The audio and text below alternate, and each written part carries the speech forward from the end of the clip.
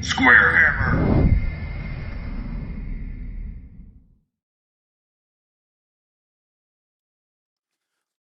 What is up, YouTube? What is up, SquareHammers? Today we are reviewing the Empire for the Old World. I don't know why OBS seems to like to make two separate live events for me on YouTube, so I will go through the issues to figure that out. But first, there's two cool GTs that are coming out that are happening. One is in March and one is in May.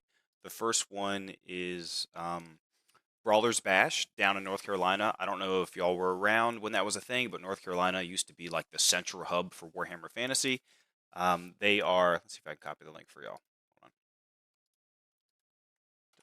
on. Yeah, that is the Brawler's Bash. And then Richmond Open, they're also doing one. I'll be running that one with my buddy Todd, and that is the Richmond Open right there. They're both going to be awesome. I don't know. Brawler's Bash is just doing full out, bring whatever you want, so that's going to be interesting. And I'm going to see if I can edit some things for y'all real quick. But I don't know if y'all saw, Warhammer Community just posted that they will be doing a made-to-order for some of the old Bretonnian miniatures. So they have the BSBs, the Dragon Lord on the horse. Well, Dragon Lord, he slays dragons, basically. Then you have, I think it's Thordrick. I can't remember his name, but with the two-handed axe. A lot of people use him as a questing knight character. Then you have the damsels on foot. You have all the old Tomb Kings and their respective BSBs as well. So the Tomb Princes, I guess, with the BSB. And let's get to fixing this thing real quick. How are y'all doing today? I think some people were disappointed that they didn't get their books in because the weather seems like it hurt everybody, which kind of sucks. Kind of a bummer in that regard. So let's see if I can do this. 1 second. It bums me out too because next weekend I was going to run a demo day at Battlegrounds, but I wanted everyone to have like a week with the books, so then they could there we go. Just so everyone had like even just a small foundation about what the rules are. But I don't want to have to teach 10, 20 people how to play from scratch because I know there's going to be a lot of new people there who either only have ever played 40K or Age of Sigmar or some other like alternative game. So I don't want to teach everyone from scratch. There'd be too many people. Hopefully, too many people. So I'm gonna have to edit some of this stuff because this is being stupid. Yes, delete forever. Goodbye. Okay, so we are going to look at the Empire. They have faith in Sigmar and gunpowder. So the Empire of Man. I'm gonna have to change this around. Basically, this is going into what's going on currently in the world of man. But I assume some people have the books already, maybe even PDF form. It seems like there are some links going around that are showing everybody. I don't need to go into that. Okay, first, let's look at the army comp for a grand army. Let's go down a little bit. Okay, so up to 50% in characters. Yeah, as per normal. Only one general or grand master per 1,000. Grand master is usually one that can ride on a horse, or he might even be able to go on a Demig Griff now. The general is the one that can go on like the Griffin and do all sorts of stuff. One Elector Count or High Priest of Ulrich. So it's interesting that they brought back Cult of Uruk, at least for a couple units in here. But only one of those, so that means only one altar, war altar, which is good, because if they're still stubborn and super hard to kill, well, there would be a nuisance. Captains, Wizard Lords, Mages. So unlimited captains, unlimited chapter masters. Chapter master. What was it, 40K? What are we doing here? Witch Hunters, Priest of Ulrich, and Engineers. Yep, one war altar. There you go. So, yeah, okay. 25% core. So it seems like core and special have been like the most spammy things for all the other armies. Like if you're looking at dwarf gyrocopters or chaos dragon ogres or what have you. So let's see what you can spam here. Only one veteran per 1,000, and just all the state troops, missile troops, free company, archers, and knights. Nothing too spammable, but maybe some of those units in core are only 5+. So if they're 5+, then you could spam the crap out of them. Yeah, usually just okay. I hope the link I shared around is the correct one, since this stupid OBS, it seems like it's creating 2 links for me. I don't know why it's doing that, but that's okay. Special. Only 1 inner circle knights, which basically just gave them strength 4. I don't think it gave them a weapon skill. It might give them a leadership, but it's at least strength 4, which is great for knights, because a lot of times knights would charge in at strength 5 with a lance, and then if they don't break the unit in combat, they're just stuck there at strength 3. And their armor save is what used to save them, but we'll see. You followed my link? Cool. Thanks, PJ. Okay. Greatswords, Pistoliers, Outriders, and Demig Griffs. So there's no limit on Demig Griffs. Was it 8th edition they were rare? Or no, that was, I think they were special in 8th edition. They were rare in Warhammer's Armies Project. I think that's right. And then just like dwarves, it looks like you're limited on war machines. Cannons, mortars. That's it for special cannons and mortars? Okay, makes sense. Now, great cannons are good because they're doing D3 plus 1 wounds, and they're strength 10. The dwarf cannon is only D3 wounds, and I think it's like strength 8. And we're rare. At first it didn't work. Reload YouTube. Okay. So yeah, I think I'll have to go back and like replace all the links, because some people will not be watching live, but they'll find it later, and whatever, doesn't matter. Rare. Flagellants. I wonder if they'll. No, hold on. He's not around yet. He's got a couple, like 150 years. Okay. So rare war machines. You can only bring 1 volley gun in 1,000 points.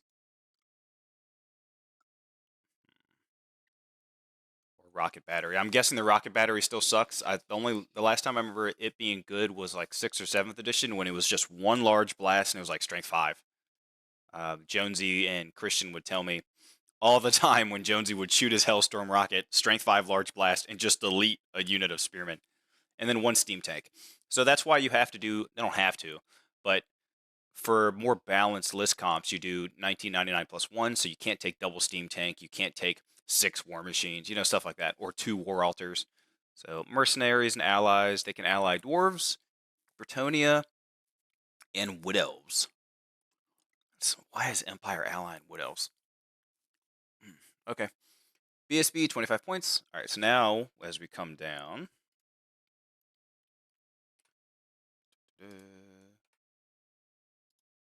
there we go. Let me make this a little bigger for y'all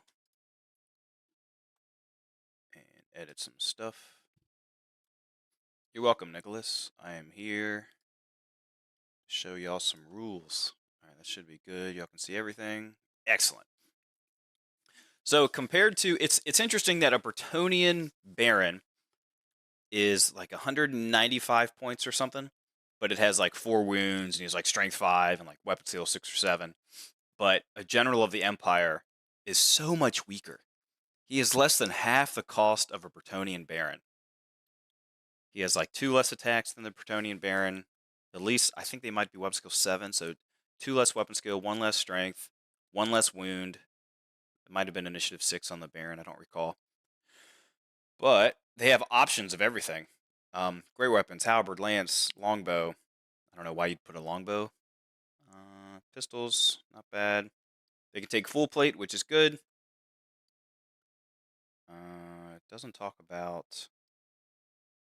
They have hold the line, which I don't think y'all can see yet. So it's weird that a captain is only 45 points. Do y'all remember what it was in 8th edition? 45 points seems super cheap for a hero of the Empire. But at that point, at least now, a Chaos Warrior isn't as good as a captain, because at least the captain of the Empire has 2 attacks. A regular Warrior of Chaos only has 1 nowadays. Hold on, let me check. 8th edition. -1 unit of elves from Hellstorm each game I played against it. Yeah. What's up, Christian? Let's see. Empire. Version 8.8. Standard. I'm just using Battlescribe right now. A captain of the Empire was 60 points in 8th edition, so he actually went down 15 points. And a general was 95, so you could spam a lot of captains. Huh. Okay. Hold the line! So it seems like the captain also gets hold the line. Good. A character, can you read it? A character in any unit automatically pass any panic test they're required to make. Not as good as it used to be. I think it used to be roll 3d6 for your leadership and drop the highest. But passing panic's good. But in Rallying Cry, I think it's like if you're within the command range, it's you like auto pass a rally check. Correct me if I'm wrong. Where heroes are your troops. Yeah, basically. Okay. So now that, oh man, it's really gonna do this to me every time. You're gonna switch it on me, huh? You're gonna switch where it is? Yes, you are. I'm only this zoomed in so y'all can see it, read it a lot easier. It'll just force me to edit the width of everything, depending on what side they're on. But it's better for y'all because y'all can see it easier. Just a little bit more work on my end, but it's just moving some windows. So Wizard Lord, 130 points, 3 wounds. Master Mage, I guess because they don't have the colleges yet. Let's see. A Wizard Lord used to be 165, so they dropped 35 points. A Master Mage, or a Battle Wizard is what used to be, dropped 5. So it's interesting. The General of the Empire only dropped 5, but the Captain dropped 15. But a Wizard Lord dropped 35, and then the Hero only dropped 5. So it's like they switched. So battle magic, demonology, dark magic, elementalism, illusion, and necromancy. A lot of people are looking at illusion because that one spell that's just like you can't march, or on your -2 movement, you can't march and you can't charge. It's really good, but it takes an 11 to cast. So you better roll hot or bring a level 4 with it and hope you roll that spell.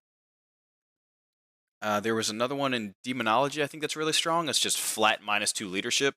And with breaking in like combat nowadays, that -2 leadership, so that break threshold, like the 3 sections, it's pretty good too. They just have MR1. And they have magic attacks. Ooh. Your Wizard Lord has 2 attacks. Hilarious. Okay. Don't switch it again. Don't you dare. You did! You son of a gun. Okay. Hold on, let's try this. Oh, hold on. I'm not even switching my pictures. What am I doing? I think I did this. There's BSBs. You got some Cult of Urk. I basically have an army of the Static Empire from like Avenheim, or not Averland, that's the yellow. Altdorf, jeez, I'm blanking. And then I have a Cult of Urk army. I like the Cult of Urk, so I'm going to try and run mostly these guys, counting as the Empire. But if they have so much Urk stuff in here, they might expand on that. Not sure. So Grandmasters, this is where you get your dudes that ride on Demig Griffs, stuff like that. And we'll get to mounts and all that stuff in a second. So Grandmaster, usually the better close combat character for the general. As you can see, he's weapon skill 6. He's got 3 wounds, 4 initiative, 6 attacks. Pretty good. So he's 50 points less than a Baron. He has 1 less weapon skill, 1 less strength, 1 less wound, and 1 less attack, and maybe initiative 2. But you can put him on a Barded Warhorse. You can put him on a Demig Griff. So that's cool. You can actually put Grandmasters on Demig Griffs now. I like that. I think in 8th edition you couldn't. You could only put them on a horse, even though you still could put them in a unit of Demig Griffs, but they'd have to be off to the side. And then in Warhammer's Armies Project, you could put a Chapter Master or a Grand Master on a Demig Griff as well. So that's cool. What'd you say, Kevin? Yeah, Demonology is strong. Nicholas. Kevin, Wizard Lord with Illusion can use Spectral Doppelganger with the Mace of Hellstorm for 2d6 cannon shots. What? Wasn't the mace? It was just like one strength 10 hit or something. Maybe it did like D6 or D3 wounds. I'm gonna have to look up Spectral Doppelganger with a mace. Okay, remind me mace when we get to magic items. But okay, they can get full plate for 3 points. They have counter charge, first charge, which is just like what Bretonia has. So that means on their, I think it's the first charge of the game, they disrupt the opponent so they can't use their rank bonus. So it helps you win combat a little bit easier. Spectral uses any weapon you got. Okay, cool. That seems pretty nasty. Get up to 100 points. It is cool. They haven't done a hero version of the Grandmaster, so it's nice that they did that. I don't know why, but whatever. There's no limits on how many chapter masters you can take. And now, if you could somehow take demigriffs in units of 1, wait, hold on. Oh my gosh, that means you could take a whole bunch of chapter masters on demigriffs. Hold on. So if you have 1,000 points, a chapter master is 75. What do we think a demigriff is? Like 50? Probably 50. Let's just say it's 50. Just because. So so you could just run about 8 chapter masters on demigriffs solo running around. They all have first charge, they all have stubborn, they all have veteran, which is cool. They all have rallying cry. They are 50? Good guess. Okay. So you could have about 8 chapter masters riding around with magic items. Let's just say 7. You could have 7 chapter masters running around with magic items on demigriffs by themselves. So that's so weird. Okay. Continuing on, or Pegasus if you really want to, but demigriffs just sounds cooler. I'm sure they hit a lot harder. All right. Master of Battle. This is what they used to have. If this model joins a unit of knights, basically, they gain ITP. Should they leave, they lose ITP. Okay. And they're already ITP, so they don't care if stuff dies next to them, and they all have counter charge. That's pretty good. You gonna switch on me again? You are. Let's go. This one. Witch Hunters. Dun, dun, dun. That's good enough. Cleanse. Ah! There's so many Empire players, it's crazy. Okay. Witch Hunters. Initiative 5, 2 attacks. Can take all sorts of weaponry. Crossbows, handguns, brace of pistols. My Witch Hunter is directly in the center. I think he's from Mordheim. Okay, they're ITP. They have Killing Blow. And Suffer Not.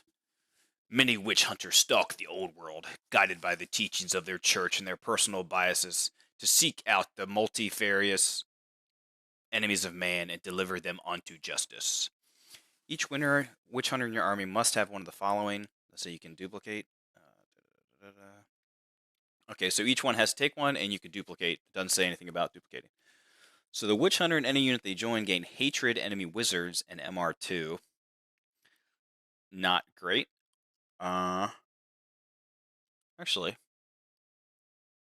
that's actually not bad if you're expecting a lot of wizards on like Pegasus or Pegasi, I suppose, and running around by themselves, because then you put them in a unit of like handguns or crossbows, and then the whole unit gets hatred and MR2 versus the thing. Not great, but whatever. The Revenant. They gain hatred, undead, and flaming attacks. Just flaming attacks is good right now. It seems like there's going to be a lot of regen running around. I don't know how much undead there's going to be since vampire counts are legacy, but they will still be apparent, but other than Tomb Kings, obviously. So I like flaming attacks because the amount of regen that's around. That's good. Killing Blow against everything. No, so there's Killing Blow, and then there's what's it called? It's like Monster Slain or something. Does anyone know that off the top of their head? I think it's Monster Slain. Killing Blow.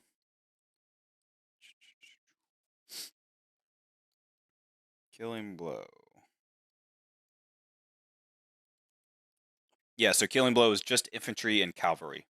And Monster Slayer, that's what it is. Monster Slayer is the one that basically does anything.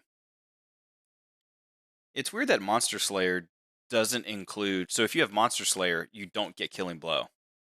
It just says you have Monster Slayer, which seems weird to me, but that's okay. They need flammable for flaming attacks. Cavalry does not include Monsters Cavalry. Correct, it does not. It does not. The Mutant, the Witch Hunter, to gain hatred. You just have hatred, Warriors of Chaos, and Beast of Chaos, and MR1. No, that sounds bad.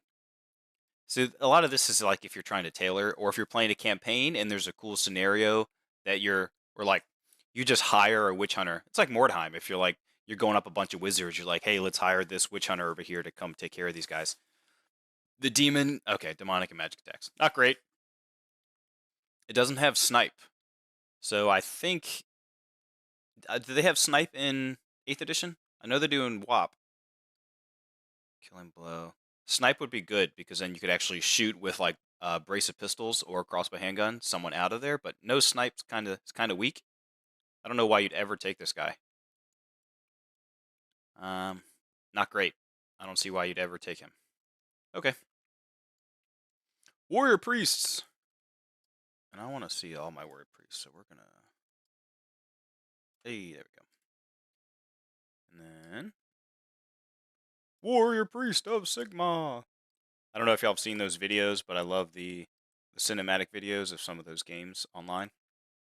You have like the warrior priest and the Empire detachment walking through the forest, and then all these chaos warriors just show up, and then like the bloodthirster slams down, and I think an elf comes out and tries to save the warrior priest, but the bloodthirster's like, nah, bruh. Okay.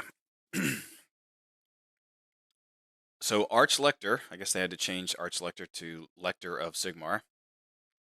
110, priest is 60. Hold on, let me check. I'm gonna check the points real quick for 8th edition. See what we got. Arch Lector was 100, so he's gone up 10 points. And then the Warrior Priest was 65. Okay, so they went up in points, so hopefully that means they actually are a little bit stronger. If everything else went down in points, basically, then hopefully, clearly these went up. So I'm guessing because the colleges of magic aren't a thing in this world yet, at least at this time period, that maybe there's a lot more emphasis on praying.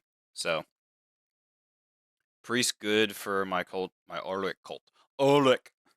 Mark of Chaos was the game that came from. Gotcha. Okay, so they can take great weapons, they can get heavy armor, they can't take full plate, they get mounted, and then 150 just like everyone else. So they come with MR1, that's good. A lot of stuff is just coming with MR1. Weird. Alright. Prayers of Sigmar. Hammer of Sigmar. There used to be, hold on, in 8th edition it was 5-up ward in combat. Anything in like base took like D3 or D6 hits. If you were undead, I think you took more. And then the Ward Priest gave hatred. So it was reroll wounds, 5-up ward in combat, and like Soulfire. That was the third one. Okay, so Hammer of Sigmar.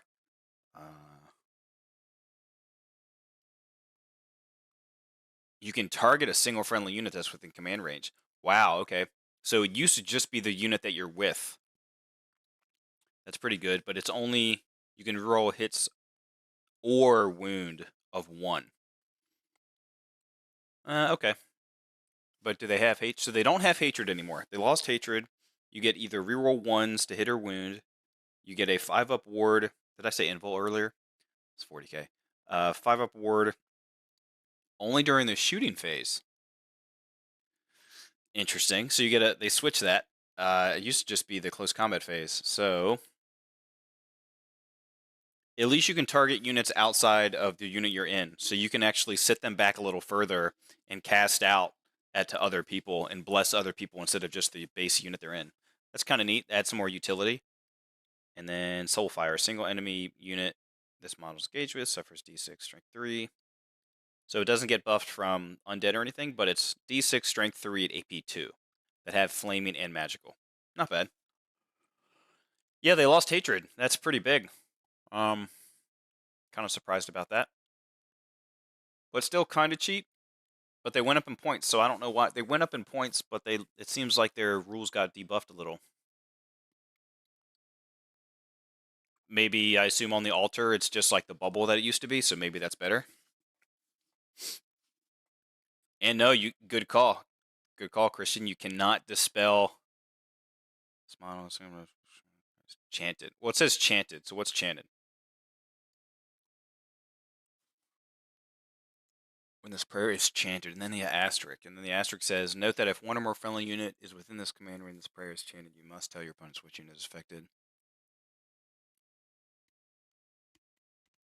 Chanted. So it's not a bounce spell? You can't stop these? That seems kind of good. I don't think chanted is a rule. They used to just be bounce spells. So Warrior Priest, Prayers of Sigmar cannot be stopped. That's kind of good. It's just a leadership check. Where does it say that? Using their leadership. There you go. So leadership 8, if they're in a unit, I assume, like if there's a general or something in the unit who makes them 9 or 10, then you go off that leadership. So just leadership 8, if you pass it, your prayer goes off and it cannot be stopped. That's pretty strong. Maybe that's why they went up in points. It doesn't let your opponent have a chance to challenge whatever you rolled. When it does say, wait. Does it say leadership check? I'm going to scroll back up. And make a leadership test. Aren't there some things that let you roll leadership tests? So, like a BSB, isn't a BSB just lets you re-roll leadership? Or no, BSB is like panic, break, and maybe rally. What about veteran? Does veteran let you re-roll? 1 second. Characters, challenges. Can anyone tell me? Veteran is the only one. So if you put him in a unit, does he have to pass it? During the command phase, his character may attempt to invoke. It says own leadership, but that doesn't say. That's just using their own leadership. So it's like, for example, this High Priest of Ulrich is leadership 8. Nowhere does it say you couldn't take advantage of the veteran rule. Right? Because veteran is just like, if the unit is like majority comprised of veteran models, then the unit can reroll. Let me check. And he is technically part of the unit. Let me check that. 180. Veteran. Yeah, the unit may reroll any failed leadership checks. Since he is part of the unit, he counts as part of the unit. Does he get the bonus? What's up, John? You're welcome, dude. Thanks for being here. It seems like veteran, you can reroll that. Okay, cool. So, Warrior Priest of Ulrich. We got a couple of them right here. I don't know if y'all should know him. Empire players. Who is this guy right here? Who's this guy on the horse? Who's going to get it? Anybody? Na na na na na na na na. We are not continuing until someone guesses the name of this guy right here. Hey, there you go. Got a couple. Wow, it just all three pop out at once. Good job. Yes, that is Luther Huss. Now, what item does he have special? What's his special weapon? But I will continue. Okay, Warrior Priest of Ulrich. Same points, I think, 60 or 110, 60. Yep, 110, 60. You're going to have the same stats. Get heavy armor, shield. But they have the Prayers of Ulrich. I think this is who the Empire in Middenheim. This is who everyone used to pray to, if I'm not mistaken, before Sigmar came. I think that's right. That's correct. Okay, during the command subphase, leadership check. Yep. Battle Howl. Until the start of your turn subphase, when this model and a single friendly unit that's with the command raise is chanted, which is just a leadership check, when you make a charge roll, you get plus D3 charge.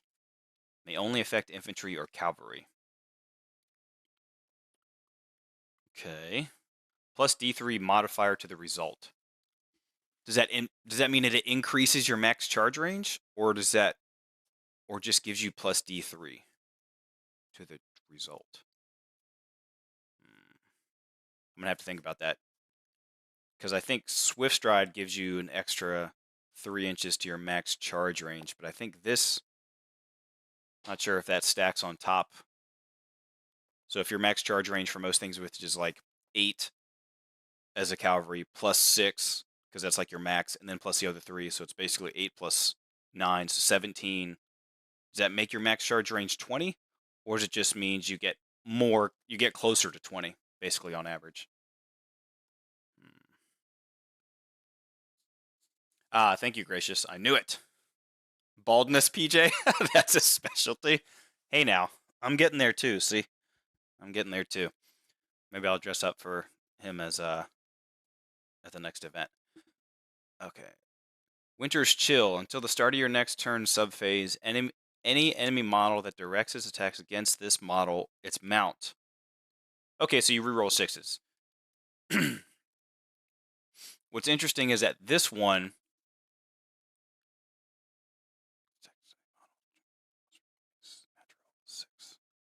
Okay, so I mean that's pretty strong. Winter's Chill. I think in WAP it made you give like ice attacks or strike last or something. So, but making someone reroll 6s to hit, that's pretty good when you're about to get charged and you know you want to get some swings back. Obviously, because you take less hits, which means less wounds, which means less saves, which means you less dudes. So then your fighting rank can swing with a couple more dudes. Wrath of Winter. Whoa, that's really useful. Wrath of Winter. Until the start of your next subphase, this model, its mount, and any unit gains multiple wound special rule. Okay, now I have to look up multiple wound special rule to see if that confers to just close combat or if that's also shooting, because that could be gnarly. I hope they have that in there, because if you have like handguns or something stupid doing multiple wounds, hold on, 175. It just gives it to them? Hold on, multiple wounds. Each unsaved wound. Oh my gosh. Wrath of Winter. That seems like it's going to be good. Each unsaved wound inflicted by an attack with this special rule is multiplied by the number shown in the brackets. Blah, blah, blah, blah, blah, blah. So, nowhere does it say close combat only. It just says this model, its mount, and any unit it joins gain multiple wounds too. Someone correct me if I'm wrong, but that seems like it also... One, that's amazing for Demig Griffs. It's a shame you can't put him on a Demig Griff. I don't think. Maybe mounted. See page 55. So it'll specify which kind of mount he can go on. But there's no way he'll go on a Demig Griff. But even putting him on a unit with Empire Knights, and your horse hooves are doing 2 wounds apiece. Man, you will murder some monsters with that. Whew, okay. But even handguns. If you really want to put him in a unit of handgunners or crossbows or... How many points is this guy? 55? 60? The cheap one is 60? So you're paying extra, 50 points to get 1 extra leadership and a wound? The leadership is really all that matters because you just want... What can you make veteran? I guess you want to see what you can make veteran, because if somehow you can make handgunners veterans, and you just... Hold on. Can you make them flaming attacks? I know you can't see what I'm looking at perfectly right now when I'm looking at Witch Hunter. Okay, so you put a Witch Hunter, and you take the Revenant, so then they have flaming attacks, and then you put a Warrior Priest of Ulrich, and you do the Wrath of Winter, so you're doing multiple wounds with flaming attacks. That seems fun. I don't know how good it's actually going to be, but you're putting a lot of points into that unit just for those 2 characters. But it sounds interesting. Alright, so the Classic Engineer. Could just do this. Hold on. Yeah, we're just going to do that. Okay. How many people we have watching? We got 31 people watching. What's up, guys? Welcome. Thanks for being here. Sorry if OBS had 2 lives looking and you were in the other one. But welcome. Okay, so engineers, we have... There are 45 points. You can get the blunderbuss, the long rifle, and then some repeater stuff. You can take pigeon bombs still. That's good. And you have some cool extra things like Cloud of Smoke. There you go. Let's see. 2 wounds. Yeah, we know. Leadership 7. Nothing crazy. Out of the ordinary. Okay, so here you go. Cloud of Smoke. This model is considered to be behind full cover while within 3 inches of a friendly war machine. Okay, full cover I believe is -2 to hit. Make sure light cover is -1, as it you would think so. It used to be light and heavy, but I guess they're doing partial and full. I still have multiple editions running through my head, so bear with me. Bear with me. Cover saves. Is there a cover? Probably undershooting. Cover 103, 139.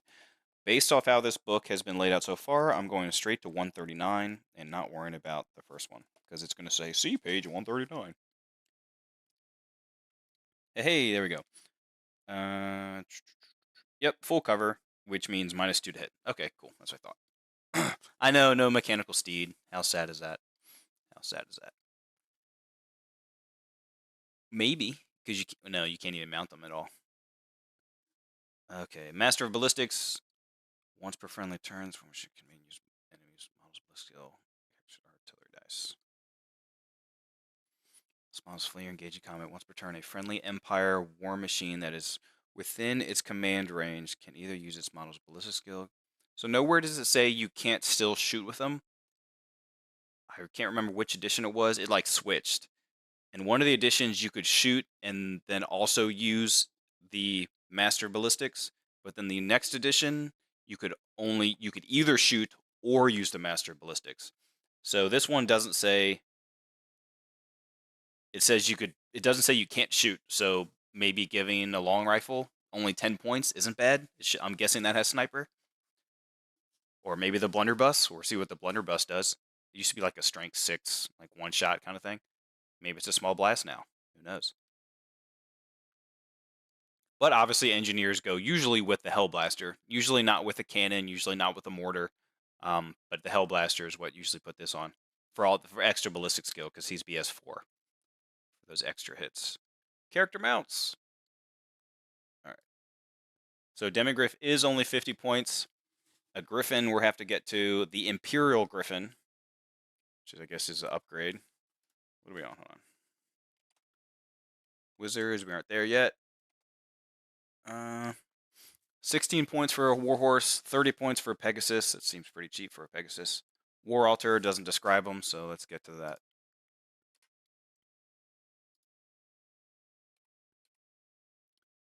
Character mounts. Pegasus, yeah, I don't need to look at the Pegasus. Demig Griff, though, that's important. Let's look at what the Demig Griff has. So it's 50 points, 50 by 75 base has not changed. It is AP2. That's cool. So it's Strength 5, AP2. 3 strength. It only gives you +1 wound. So a Chapter Master is going to be 4 wounds on this guy. Toughness 4. Movement 7. I think they were movement 8 back in the day. Right? In 8th edition, I think they were movement 8. But they're not barded. Nope, they do have barding. Okay, so that's why they're movement 7, because the barding. Makes sense. Oops. So you can give your Chapter Master, or not the hero version. What's the Lord one? I can't think of it right now. But you get a full plate, shield, barding. So you have a 2-up. If you take an enchanted shield, you're down to a 1-up save. So that's good. You have 3 strength, 5 AP2 attacks. It's really good. First charge, fear, countercharge. Countercharge is really good. Okay. Only 50 points to be on there. So now the mainstay of the Empire line. We have the Empire State Troops. I'll see that. Looks good. Good enough. Yeah, I don't know if you can join War Machines, Gracchus, but I think you can still be within 3 inches and use their buff. Is there anything preventing a Priest of Ulrich from joining a Hellblaster? I'll have to check the War Machine rule. But here, you want me to do that now? That seems kind of important. If you could put multiple wounds 2 on a Hellblaster, everyone's really and a Witch Hunter. You know what? That's how you kill that unkillable dragon, like the Chaos Lord or the High Elf. You put now I'm going to check to see if this is legit. You put a Warrior Priest of Ulrich in there to give them multiple wounds 2 on the Hellblaster. and then you also put the warrior or the witch hunter to give it flaming attacks. Da-da-da. You target within command. Oh, okay, even better. I'm not gonna look this up. Y'all can look that up. I got stuff to do. We got to talk about Empire State Troops. State Trooper and a Sergeant. Sir, yes, sir. Only 5 points for a State Trooper, and you come with hand weapons and light armor. That is cheap. That is cheap. A halberd is only 1 point. I think halberds were like 8 points back in the day. Right now, you're only costing 6 for a halberd. Or you take thrusting spears. You can give them all shields. You cannot give any of them medium armor. And then you can only take, I think it's 1 unit can be veteran. I think we looked that up, or up top in the unit in the army comp. Only 1 unit can be veteran. But then you can see, I guess y'all can't see that yet. I'll scroll down in a second. And you still take detachments, as you can see, detachment rule right here. Thrusting spears. It's interesting how Empire is not the only one that gets detachments now. It's basically anybody. It's just if the rule. So detachments is not an Empire-specific army rule.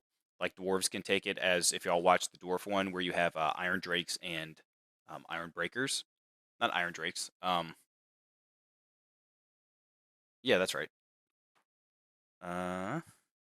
What does a halberd do? Halberd is, I think you can use it 2 ways. You can use it one, or no, was that polearm? It's always going to be +1 strength. Hold on, let me make sure. It's under weapons. It's +1. I don't think that's the one that you can use 2 ways. 1 second. Too many additions in my head. Okay, so it's always +1 strength. It's always AP 1, and it's always armor bane 1, 2-handed. So you can. This is not the one. Which one was I thinking of? That you can use in 2 ways. Oh, that might have been an army specific one. That's what it was. Okay, so you're always +1 strength, -1 AP, armor bane 1, and it's 2 hands.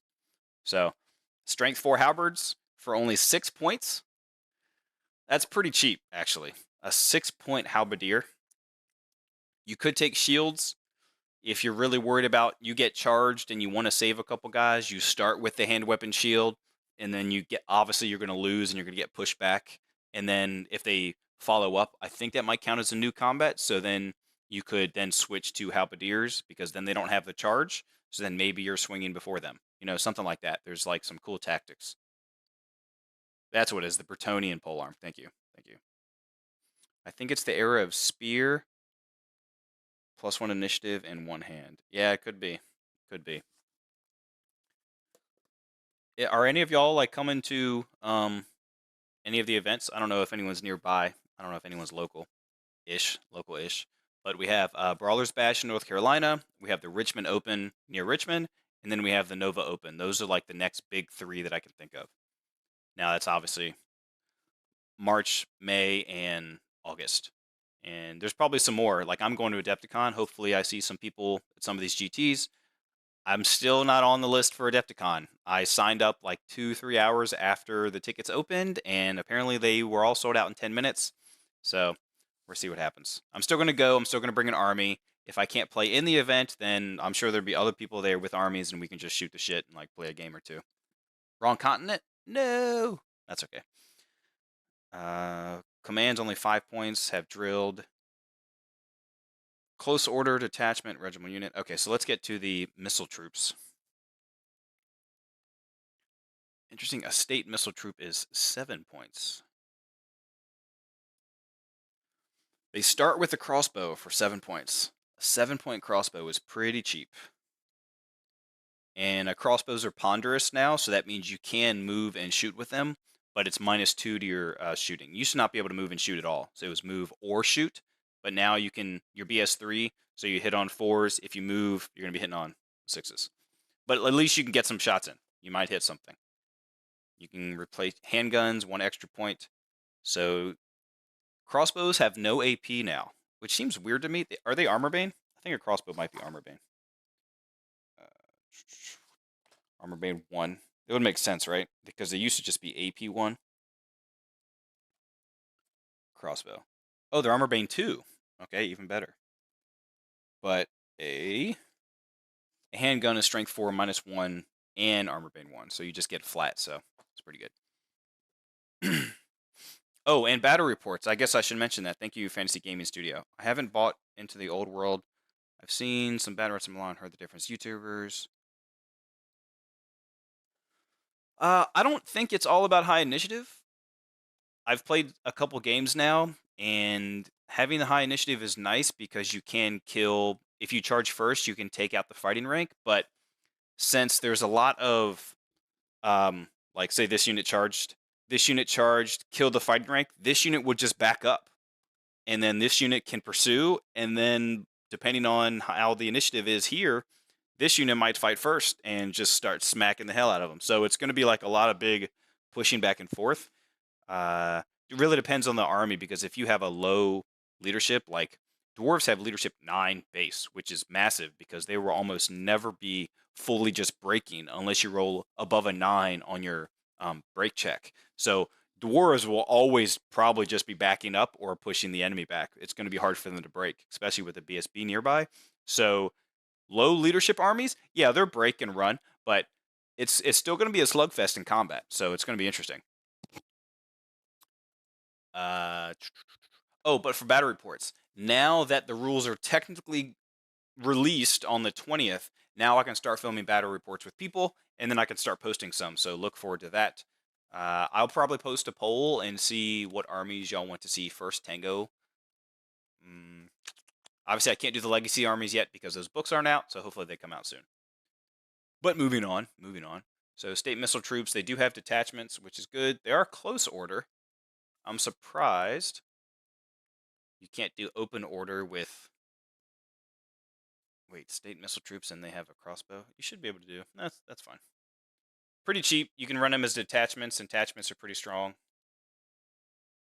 But I don't think it's going to be high infantry and heroes. Heroes, yeah, I think it's going to be spamming the best core and spamming the best, spamming the best special units.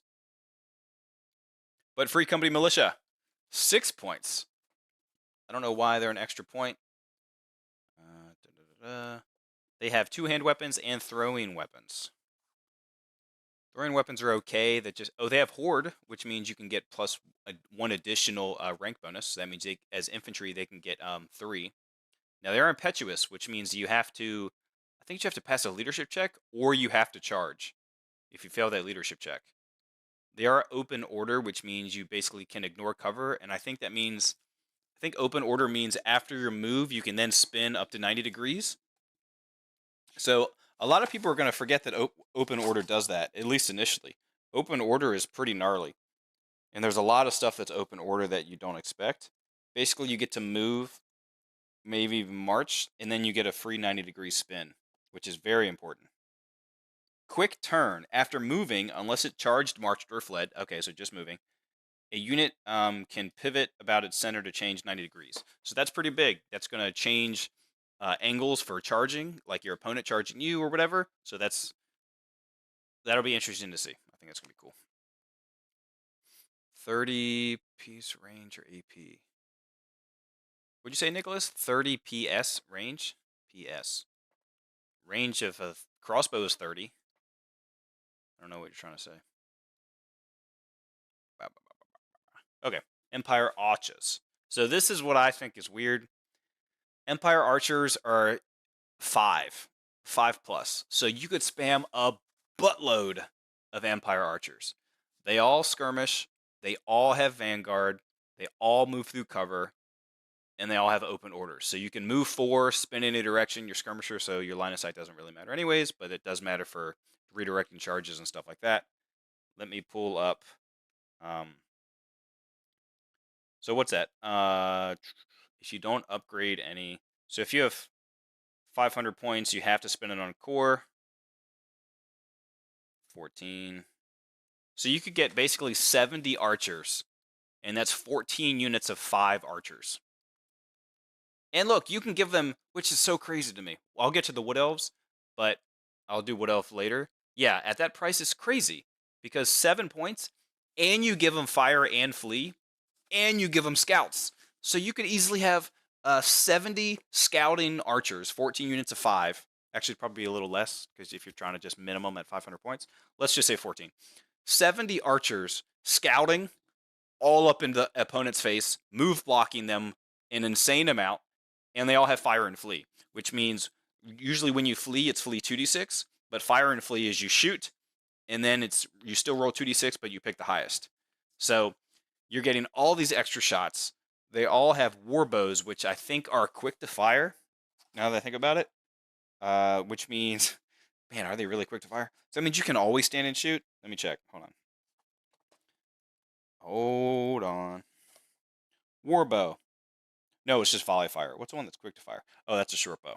Okay. But you're scouting. You're scouting what? I think scouting is 12 inches away, so you'll be able to stand and shoot no matter what. Or fire and flee on first turn, no matter what. It seems crazy. Chaos Warriors had 2 attacks. Yes, they were 2 attacks. Yeah, 7 points. Basically, you could spend... I might not give them fire and flee. I might just give them scouting if I'm just trying to use them as speed bumps. But I could just take a crap ton of these. 70 archers in your face, and if you're a close combat army, you're going to have to chew through that. You're not. It's impossible in 6 turns to do that. I don't know an army that is going to be able to chew through 14 5-man units, and that's only my core. It's only my core. And they're skirmishing, so skirmishing units now, you can shoot through. It's basically true line of sight per model. So if you're a unit of 10 and your one skirmisher can see through your same unit of skirmishers, because it does specify that they do block line of sight within their same unit, which is weird, but whatever.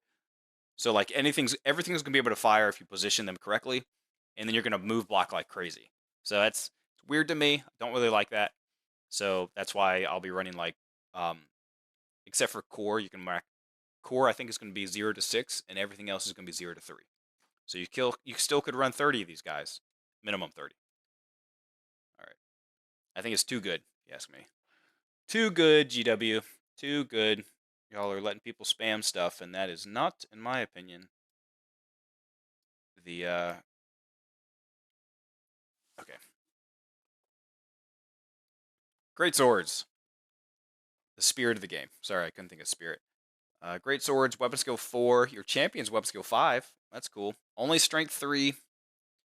Initiative 3, but you do come with full plate. So you get a 4-up armor. It's a shame you can't put shields on your back. That would be nice. So you get a 3-up walking across the field. The champion can take up to 50 points. You can give them veteran. And that's it. They are stubborn. Stubborn is going to be really strong now, because instead of rolling your leadership, you can just choose to fall back in good order. So that can set up some other counter charges. Look, 5. Why are Empire Greatswords 5? I don't get it. Hold on. Our Greatswords, I want to scroll up to the... Sorry if this is freaking you out. Just going to scroll up to... Oops, I'm in dwarves. Aha, we already saw dwarves. Went way too far.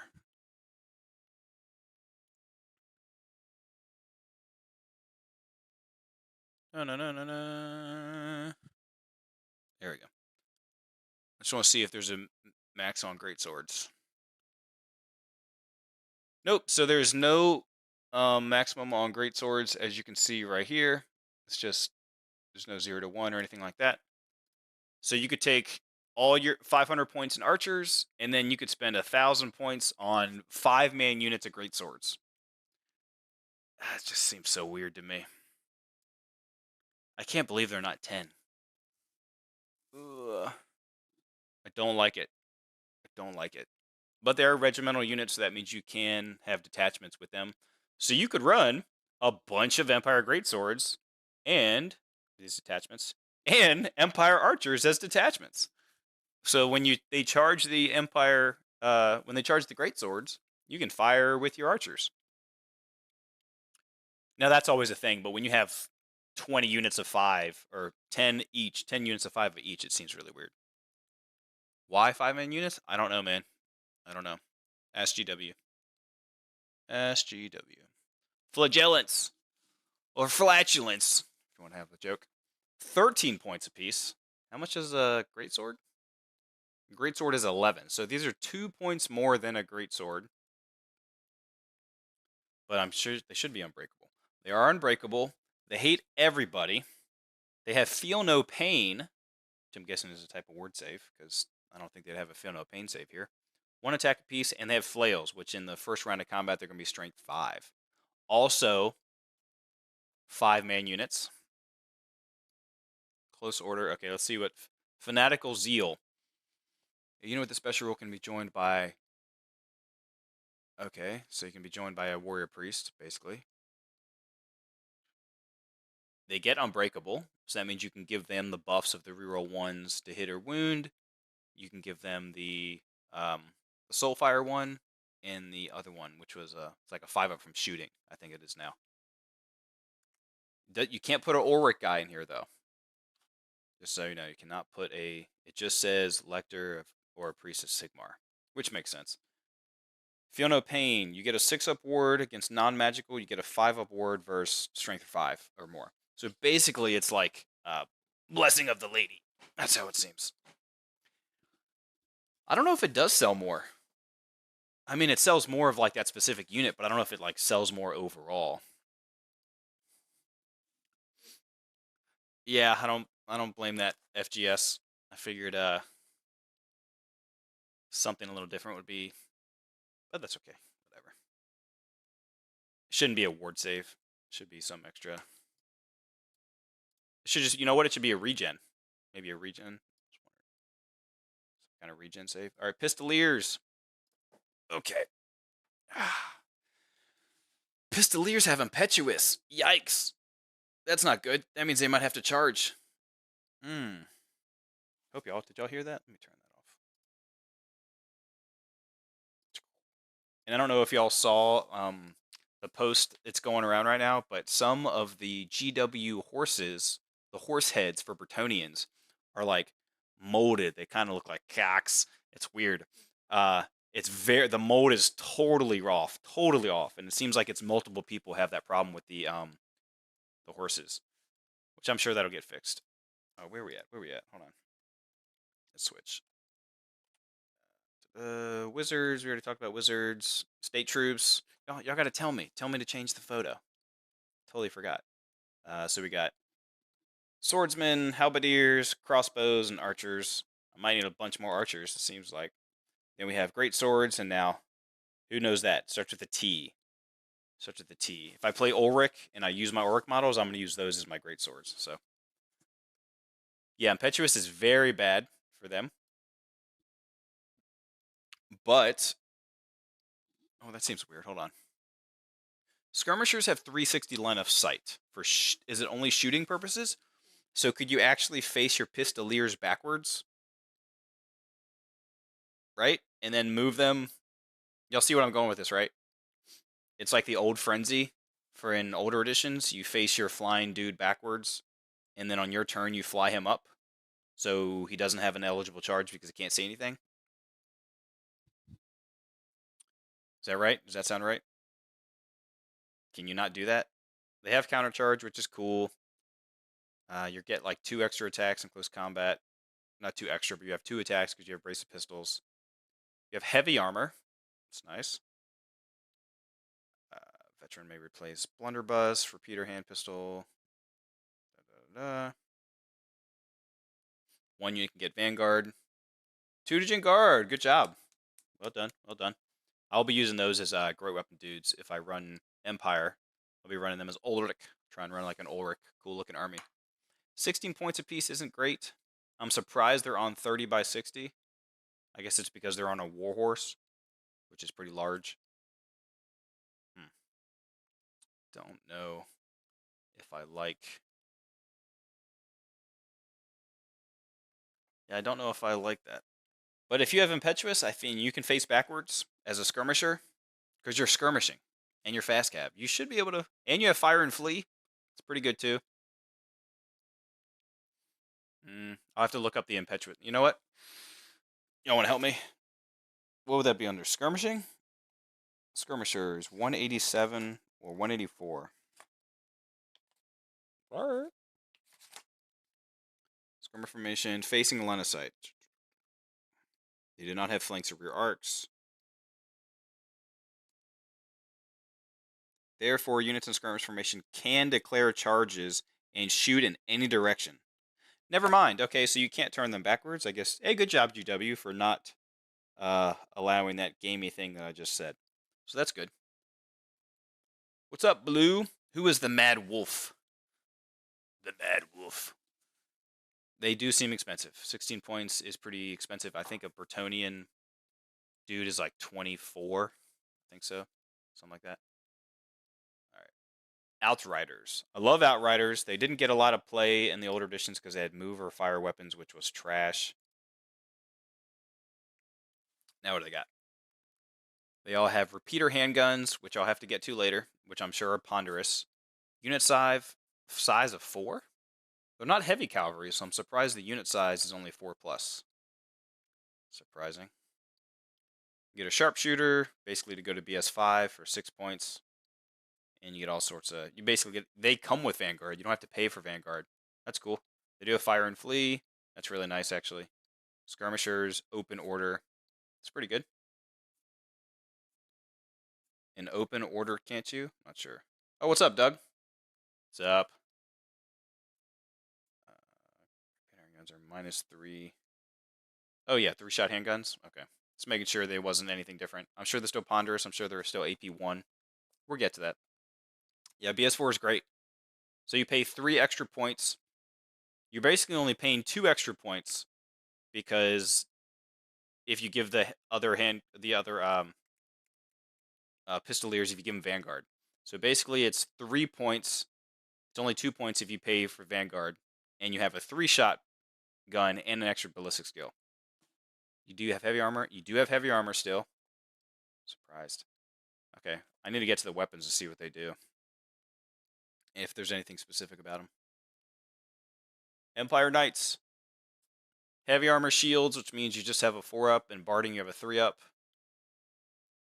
Heavy armor, shield, barding. Not great. They used to be able to get... Empire Knights used to have a 1-up save, and Bretonnians could only ever get a 2-up. So if you only have heavy armor, shield, and barding, y'all are going to die like chumps. Toughness 3. You don't have a ward save.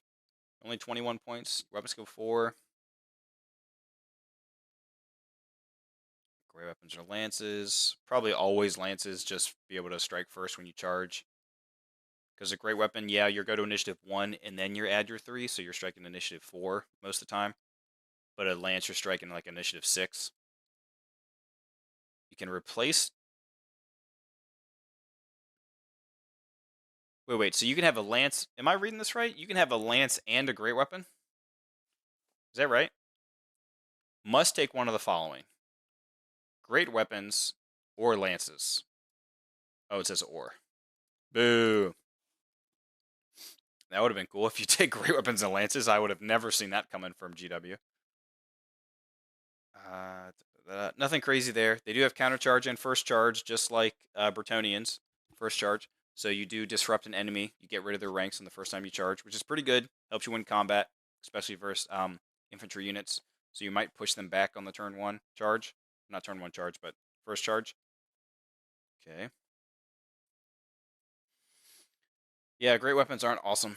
They're not the best, but they still hit hard. So it's a shame. They're what? +2 strength, +2 AP, or -2 AP. Inner Circle. Ah, they went from... Okay, so an Empire Knight is 21 points. An Inner Circle Knight is 29. So you're paying 8 points for an extra strength, an extra initiative, and extra leadership.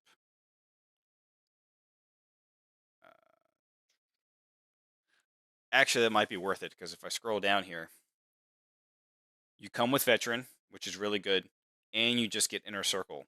And you can reroll hits of 1. That's pretty good, because a lot of times what sucks about lances and like cavalry is when you charge in, you just miss with too many attacks, you just roll pretty bad. This will at least counteract 17% of your average misses. That's pretty good. Okay, for 8 points, you get reroll 1s, an extra leadership, an extra strength, and an extra initiative. That's pretty good. Oh, I didn't even notice that. And they have full plate. Yeah, why wouldn't you ever take this? I think you can only take 1 unit of these guys per 1,000 points, but if I'm taking only 1 unit of knights, it's probably going to be inner circle knights every time.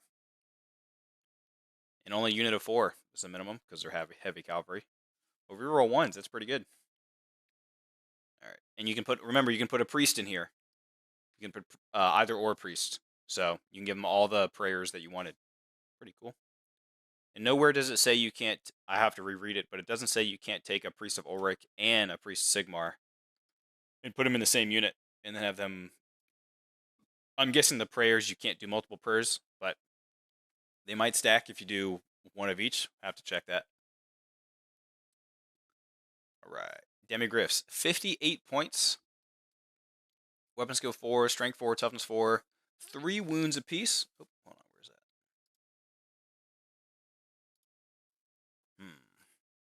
Initiative 4. It's so funny that the Demigriff Knight, like the rider itself, is just like not great. It's never been about him. It's always been about delivering the Demigriffs to where they need to go. Like one lance coming through. When you have like, you really care about the Demigriff making and charging.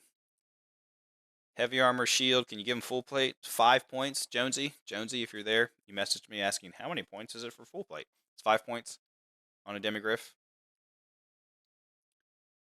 I don't know. I don't understand why people would ever give them halberds, but I do now. Actually, for this edition, them having halberds is probably not a bad option because a lance is only on the charge. So if you charge and you don't push the enemy back, or if you lose combat, whatever, and you're stuck there for a second round, having a halberd is going to be better. You might lose 1 armor save in combat, but at least you're going to be strength 5 with an AP instead of just using your hand weapon.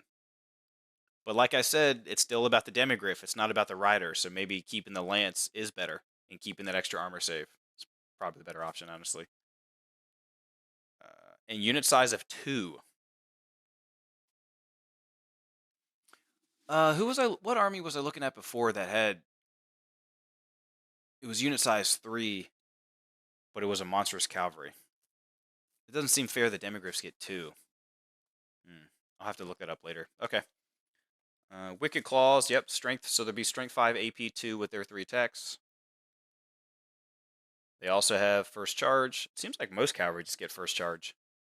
A lot of people thought it was Bretonnians only that could disrupt, but it seems like it's everybody. Counter charge is great. Close order is good. They do have fear, which is nice. Fear will come into effect sometimes. But you put a Grandmaster in here, or you just put all those Chapter Masters by themselves. Like, I feel like you would just do that. You take 1,000 points in Chapter Masters on Demigriffs. You take 500 points of Archers. And then you have 500 points of something else. So you, maybe the War Altar. Let's see what the War Altar does. The War Altar of Sigmar. Toughness 5, 5 wounds. Strength 5 with no attacks, but that'll just be for its D6 plus 1 impact hits. It is stubborn. It has Witchbane, Terror. It just has Terror. You used to have to spend 2 points for the horn. It's like Sigmundsson's horn, I think. Something like that. Just has a 4-up armor. Let's see what there's. It's 135 points, which I think is the exact price as what it used to be. I think so. But it has Terror, Large Target, MR2, Holy Fervor. Let's see what these guys do. Holy Fervor. Unless the unit is fleeing. Okay, you automatically pass fear checks, and you can reroll panic checks within 6 inches. So you wouldn't need a BSB for panic in that regard. Symbol of Might. Increases the warrior priests, the arch lector. I'm going to say arch lector. That's what it used to be. Arch lector to 12 inches. Note that if your model's your general, it has it. Wow.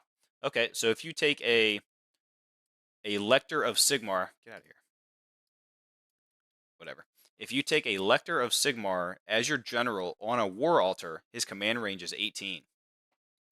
That's pretty awesome, actually. And what's the war altar or the arch lector's leadership? It's at least 9. Probably not 10, but it's at least 9. It's pretty good. Witchbane. All wizards within the model's command range, friend or foe.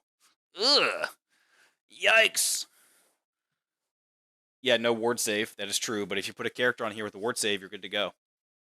All wizards within this model's command range, friend or foe, suffer -2 to their casting roll. Yikes! So if you make them your general, you have an 18-inch bubble of a command range to do all your spells, but then you also -2 to enemy casters. That's huge. That's really big. That'll shut down magic. No, it's weird. Nowhere do I see. Okay, so in 8th edition, what a War Altar would do is anytime you cast one of your spells, it was like a 6-inch bubble, right? But since now Warrior Priests it's no longer just their unit. They can choose a unit within their command range. So that's why the War Altar, at least it seems like it, that's why this War Altar no longer does that, because you can just pick a unit over there or pick a unit over there. But with an 18-inch command range, that's pretty good. Okay. I like. Now, this is if you took the War Altar by itself. This is not if you took it as a mount. The mounts, I think, will be later in this PDF, where it says like how many extra wounds your character gets and all that good stuff. Yes, it does say wizards go home. Oh, it was an 8-inch back then, Kevin? Thank you, not 6, for the wizards bubble, or the War Altars bubble. And everyone's favorite crutch for Empire, we have the Steam Tank. So this will take a minute to read through because the Steam engine, I'm sure. 265. So you can't even take 2 of these at 2,000 points. Correct, yes, because math. That's over 500. So you can give pigeon bombs, repeater pistol. BS4 repeater pistol on a Steam Tank probably isn't terrible. It used to just come with a pistol, but now you can actually give them a repeater pistol. It only has a 3-up armor save. Wow, okay. That's kind of nerfed. Grinding wheels, which is going to be grinding. D3 +1. And I know pigeon bombs, but maybe the pigeon bomb like lands on yourself, which would suck. Temperamental, sorry. ITP, unbreakable, all that good stuff. Steam gun. It's a heavy chariot. It has stomp attacks, but it's a heavy chariot. So I know behemoth units, their stomp is like AP 1 or 2, but I don't know if a heavy chariot stomp has any AP to it. We are so back, baby. Yeah, all the pigeon bombs. Close order. Okay, so let's read what exactly their things do here. Oh, hey, look. Stomp attacks have AP 2. Haha. However, cannot be used against models who are behemoth. Makes sense. And it just crushes through low linear obstacles like a barricade. Other chariots would have to take it dangerous. This just treats it as open and just charges right through them. It would be cool if they actually had a rule. Can y'all see it? Really? No? I can't see my mouse unless I do that. There it goes. It would be cool to see if like a barricade just got destroyed if it got run over by a steam tank. Just for fluff reasons. It'd be fun. Some immersion. Steam power. A steam tank cannot march. Instead, you roll on the steam power roll. You must make a steam power roll and add the result to the model's movement characteristic. Okay, so this is different. You cannot march. You roll 2d6 and discard the lowest, and you add the movement characteristic. That's how far you go. So your movement 4. So the max you can go is 10 inches a turn. I think you used to be able to do, 3d6? So you used to be able to go 18 with your random movement, right? That's interesting. So you can only go max at 10 inches a turn. So they slowed you down. All right, let's see what temperamental does for you. And they keep switching the art and the everything on the one side. Okay. Swabulous. No, I don't think those are a thing yet. So they are not. There is no Empire engineer on a mechanical steed just yet. But I have a model just in case it ever comes out. Okay, temperamental. If a natural 1 is rolled on either of the dice when the steam tank makes a steam power roll, or on a charge roll, Wait, it charges? Yeah, so it doesn't have random movement anymore. It charges just like everything else. Weird. The pressures reach dangerous levels, and if not released quickly, will cause irreparable damage. Choose one of the following. Choose one of the following. Huh, okay, so that's cool.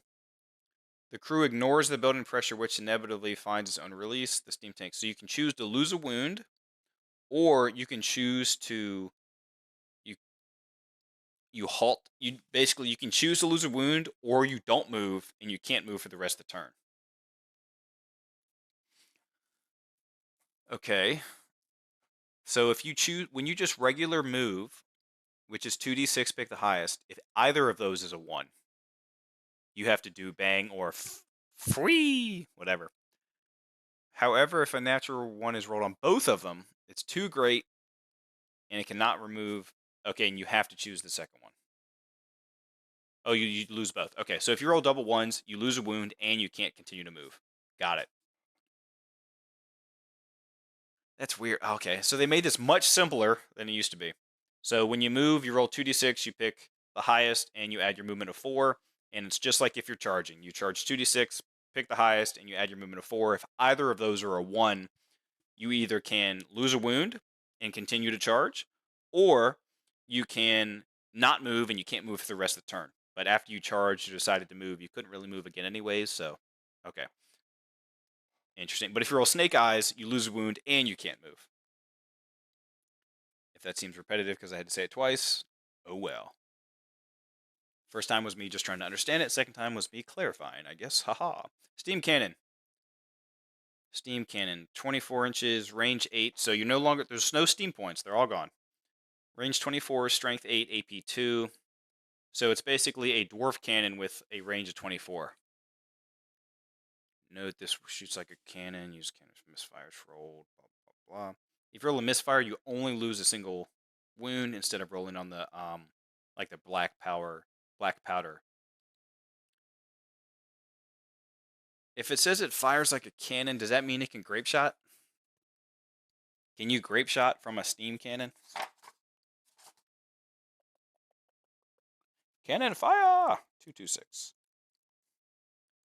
Grape shot would be cool. A grape shot is range 12, strength 4, minus 1 AP. And I think that's when you roll a artillery dice. And that's the number of shots you get. And from an engineer, that's not terrible. Should be in a BS4. Can you choose to only move 4 inches and not use steam? I don't believe so. Let me scroll up.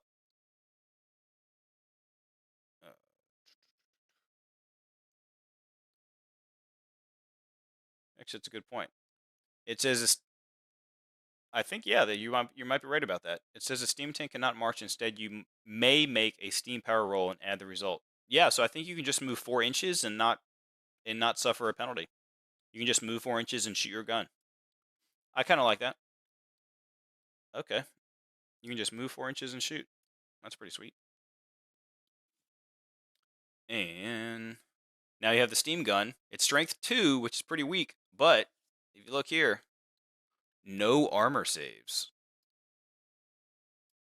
So if you're some Bretonnian Knights, Empire Knights, Chaos Knights, well, Elven Knights, anything that's like toughness 3, and you just need 5s to wound, you don't get armor save. That's pretty good. And breath weapons you can no longer do in close combat, just so you know. I believe it does say that under breath weapon. Good catch, Nicholas, about you can choose not to march. Griffins. All right, so now we're getting to the mounts. We're get to so do y'all see that steam tank? No more steam points. Period. It's pretty neat.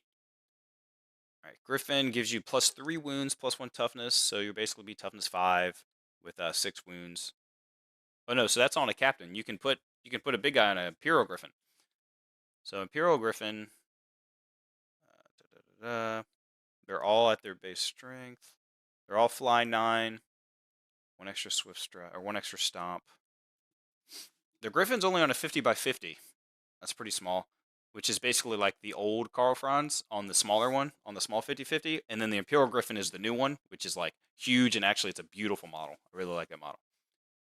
So 160 points. Let me go up. You lose an initiative. You gain a strength. You gain a wound for 30 extra points. You gain an extra stomp attack. What is weird, I have noticed a lot of equipment from mounts. So you can see it has Graphonic Pelt. It counts as heavy armor. It doesn't have natural armor, which would stack with your full plate or whatever. You don't get that here. It's just heavy armor, but if your character's wearing full plate, you just get the full plate. It's not stacking. Imperial Griffin may have 2 heads. What does a 2-head do for you? So you can spend 20 points to get 1 extra attack. So your Imperial Griffin can have, I think, 5 strength 6 attacks. Yeah, so your Imperial Griffin could have 5 strength 6 attacks.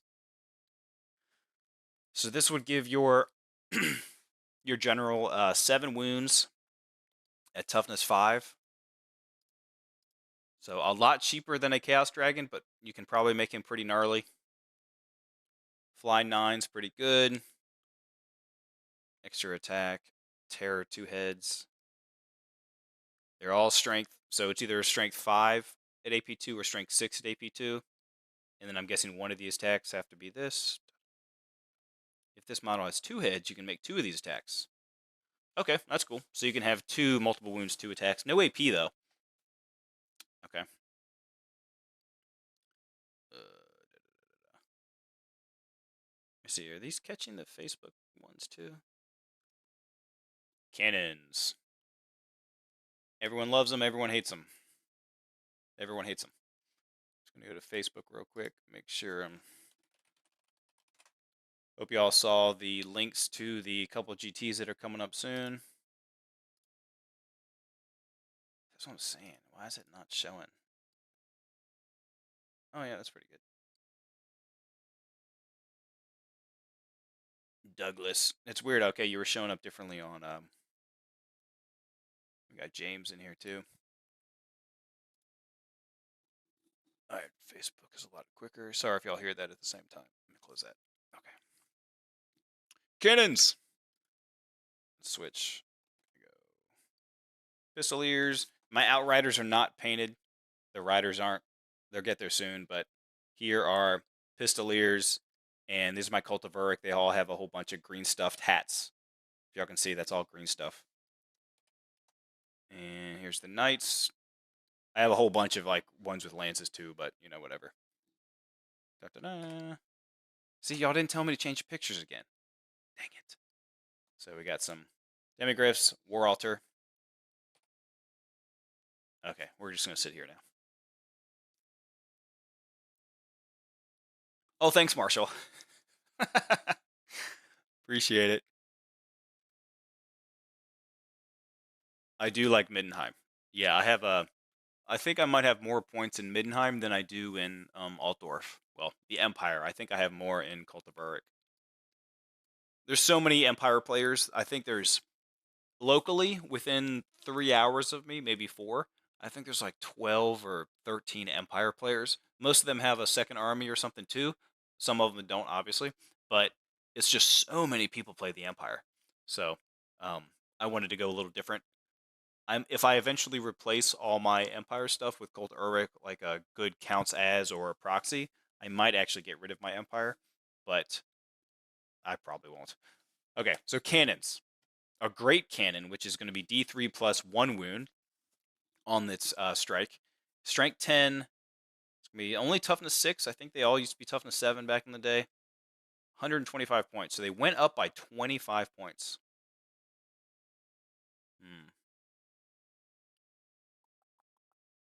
Not great. I think a dwarf cannon was 100, if I remember right. Obviously, you can take runes, but I think 25 points extra just to get 2 extra strength, and toughness 8 is still plenty, so 25 points to get, I don't know if that's worth it. And you have no armor. None. So every wound you take, you just lose a wound. So archers will pick these guys apart.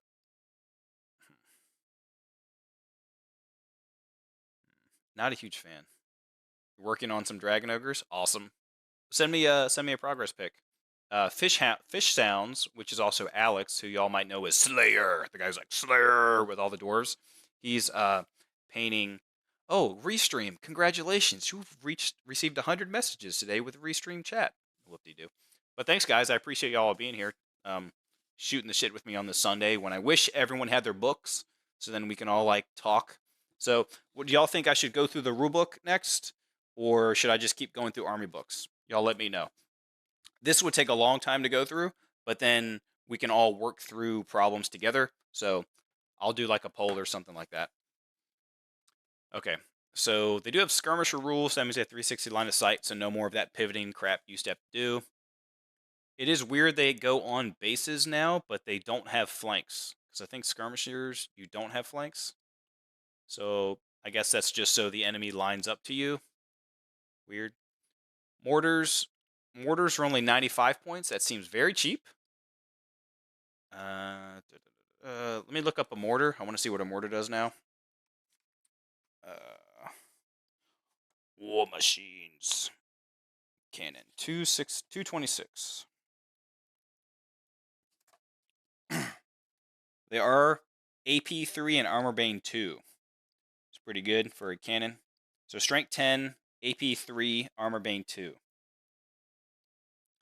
That hurts. That'll mess. But only D3 plus 1 wounds. unless it does what a bolt thrower does now, and it just pierces ranks. So if you have 3 ranks, does that mean you get 3 cannonball hits? Let me check that real quick. Determining hits. One strike.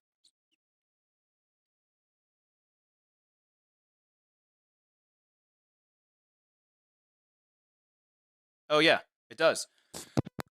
Excuse me.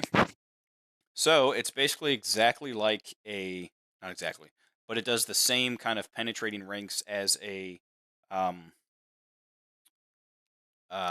bolt thrower does. So if you're 3 ranks deep, you get 3 hits with a bolt thrower. Yes. So correct, Nicholas. Against a behemoth, a monstrous creature or behemoth, it will immediately stop. Same with impassable terrain or whatever. But if you're shooting at, a 4 rank infantry guys, you get 4 strength 10 hits. And nowhere does it say monstrous infantry. So, monstrous creature. I didn't know that was a type. So, it used to be if a monstrous infantry like an ogre takes a hit with a cannon and doesn't die, it stops immediately. Does monstrous creature include that? Monstrous creature. I'll have to check that out. But I do want to look up mortars. See if they've changed it all. In WoP, they were pretty strong. Cannons got nerfed really hard in WoP, but mortars became pretty strong. Mortars! Ooh, only strength 2 on the large blast. Yikes. It is a large blast. It's strength 2, AP2. That's kind of good. AP2 is not bad. Bombardment, which means you don't leave line of sight. And the under the hull was 6-3 instead of 2-2. And it is D3 wounds under the hull. I don't like being strength 2. That is really weak. It's really only good versus humans and elves. And goblins, I guess.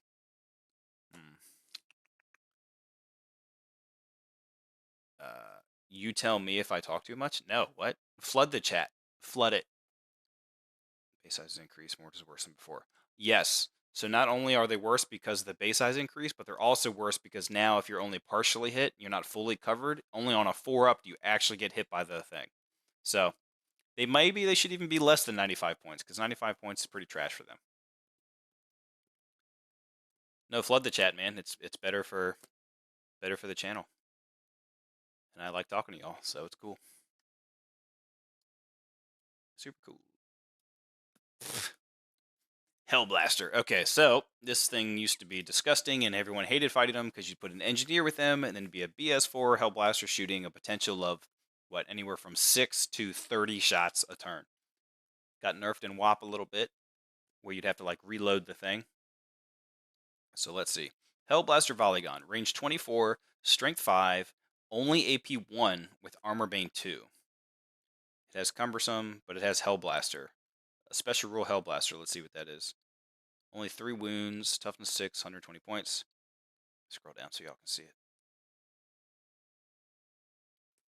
When shooting a Hellblaster, roll 3 artillery dice before making any rolls to hit. Okay, so you have to roll 3 dice, 3 artillery dice every single time.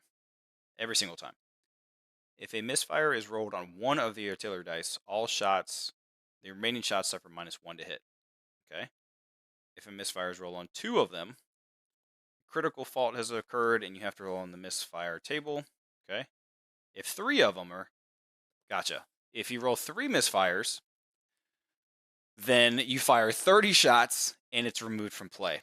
And then all of those 30 shots are at -1 to hit. So I think you used to be able to roll 1 artillery dice. If you liked it or disliked it, you could then roll a second. And it's like you could choose. Does that sound right? Does that sound right, guys? I think that's what it was. So you can still put an engineer with this guy, 120 points for the Hellblaster, and he still lets you either use his ballistic skill or reroll of artillery dice. Man, you can still delete a unit pretty easily. You know what's interesting? All artillery are skirmishers now. So you're an additional -1 to hit them for being a skirmisher. That's what it seems like. Yeah, it's still decent with a 45-point engineer. And then you can give that engineer a weapon too, because nowhere does it say you can't shoot with him and use the combat. A Manicore is a monstrous creature. Okay, so thanks, Marshall. So that means if you do hit, um, if you hit 3 ogres deep, you get 3 strength 10 AP 3 hits, each doing D3 plus 1 wounds. So if you roll average, you need what, 2s to wound, and then just a 3 or higher kills an ogre. So you can easily kill 2 ogres, like easily. It's pretty good. And if you do, you've already made an ogre is probably like 40 points. I don't know yet because of legacy PDFs, but each ogre is going to be at least 30. So you've made half your points back, if not more, by just shooting at 1 unit ogres or trolls if you want to do that. Is that right, Kevin? -1. Okay, that makes sense. That makes sense. I guess it's because it's troop type war machine. Okay. Ignore what I said about being -1 to hit for them being skirmishers. I think that's only due for their line of sight purpose. So I like a Hellblaster, and cannons aren't bad. Just depends. You don't want to shoot at big monsters with cannons now. Seems like you'd rather be shooting at infantry, especially multiple wound infantry. The rocket battery. Let's see if this thing is still trash. 125 points, so same price as a cannon. And you can only take either one of these. You can either take a rocket battery or the Hellblaster. It just says 0 to 1 per 1,000. Well, I guess at 2,000 you can take 2, but we're doing 1999 plus 1. So it's just going to be 1. Range 12 to 48. Hellstorm, move or shoot. Okay, this weapon uses a number of 3-inch blast templates and the black powder misfire chart. Hellstorm. When shooting this weapon, work your way through the following steps. Okay. Choose target. No line of sight is required for this weapon. Instead, choose an enemy unit that is within its... Okay, whatever. Place D3 blast templates so the center hole of each is over that unit. So usually, when you put blast markers now, it says you have to choose, like with a template, you have to choose the center of the unit. It just goes like, so you can't like snipe one character that's on the front corner or whatever. But when I'm reading this, it just says, so the center hole of each is over that unit. Does that mean if you're like a block this wide, here you go, use my phone. That means you could put like 1 here, 1 here, 1 here. You don't have to go 1, 2, 3. So if you put 1 here and there's like a unit here you want to hit, you could put it there. That's how it reads.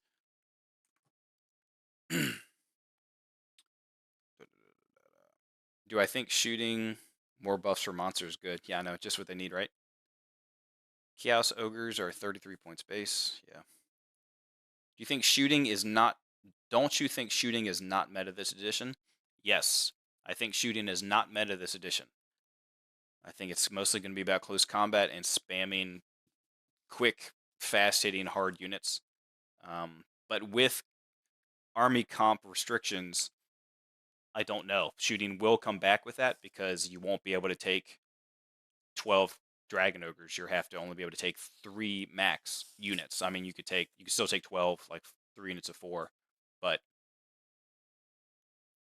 they still could be, because if you see a Hellblaster on the flank or something, you're not going to want to run anything near it. So I think it's too soon to say what the meta is going to be, but you can clearly see if you just go off of off of GW's comp, shooting is not the meta, right?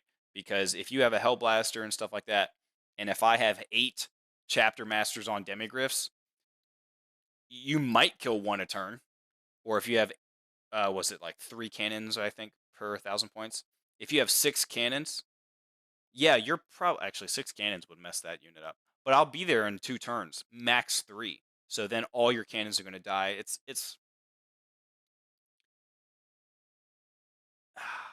still okay. It's too early to call based on GW's meta. So hopefully TOs after the first couple GTs or first couple RTTs that they run, I I hate to say this, but I hope there are some people that run an army list that is so OP that TO is like, okay, we have to limit this somehow because this isn't fair or fun, right? And I'm going to tell you, I'm going to try and be that person because I want people to have fun. So I need the TOs to realize that, hey, you cannot leave this edition willy-nilly and build whatever list you want. No one wants to see. You remember how I said you could take 14 units of 5 archers for core? You could spend 1,800 points on your archers, right? And what is that? They're 5 points of archer. You could get like 200 archers on the field, and just your opponent will never kill every archer. Either way, there's too much stuff to spam, and I don't want that to be people's, especially new players or players coming back after 10, 15 years. I don't want that to be their impression of the game. So I think to corral that kind of try hard slash breaking list kind of thing, you have to put some restrictions on the game, and it makes it more fun and enjoyable for everybody. But I've talked about this, so let me just keep going. I've talked about that. I hope y'all agree. If not, well, you don't have to play at my events. It's easy. Okay, let me continue on. You place D3 blast templates. Let's get back on track here. Scatter. Once each template has been placed, it will scatter. Roll an artillery dice and a scatter dice for each template in turn. Let me know what y'all's thoughts. See if y'all like that. Okay. If a misfire is rolled on the artillery dice, the rocket has failed to launch. Once all shots from this weapon have been resolved, roll once on the misfire table for each misfire.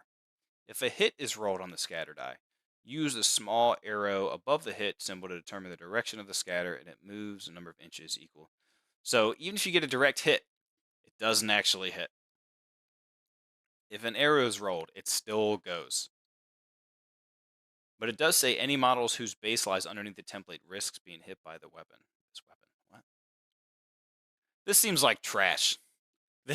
Don't take this. 125 points. You get D3 shots, and it will always scatter. And it's only strength 3, AP 1. I would rather have. You take 2 of these, that's 250. I would rather almost take 3 mortars. Because then you're.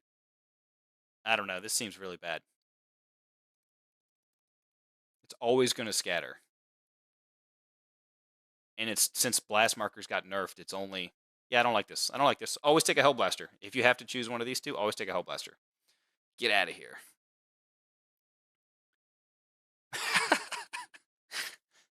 Plain cheese so we don't have to. A true hero. Yeah, thanks, man. I'm trying to bite the bullet. Like, there's so Brawler Bash. They're doing, since it's like one of the first tournaments, it's March 9th, so it's even before Adepticon. It's just they're just gonna throw everything at the wall. So I'm gonna try and build the most broken list I can for each army, and then determine which one I think will be the one to take. I think I already know which one I'm gonna take, but I want people to realize if you let it full comp go the way it's supposed to go, or no comp, how GW has it ruled, it's not fantasy. It's not the fantasy that everyone here probably grew up with or loved back in the day, or the nostalgia hit feels. This is not it. So if you put some comp rules on it, then it totally is it, but you have to. Okay, let's go to magic items. Get off my little rant, which I'm sure is going to come through in every freaking army book review now. Okay, now someone was talking about the Mace of Hellstrom and how you could use this on one of your abilities. So, extremely common, or the asterisk, just like in the main rulebook. So, like Sword of Might, you can take that up on all your characters from the rulebook. Okay, Rune Fang. It's still 100 points, which I think it was before. It's not ignore armor saves. Okay, but you get strike first. It's at your strength, and you always wound on a 2. So you have always strike first. So you're either going to have like 4 or 5 strike first attacks, which wound on 2s. That seems awful. 100 points to just wound on 2s. You're not even multiple wounds. It used to be if any roll of a hit wounded automatically, and I think you ignored armor saves. That seems really bad. Go off, King. Alex, paint the minis. Send me a picture when you get some, like one done or something. I want to check it out. Okay. Yeah, that seems awful. I don't know why you would take the Rune Fang. It seems pretty bad. Don't take Rune Fang, guys. Don't take the Rune Fang. Oh, let me go here. Okay. Mace of Hellstrom. There you go. You can use it 2 ways. Single-handed, you just get magic attacks. Come on. 65 points. Okay, you can use it 2-handed to be Strength 10, AP 5 with D6 wounds.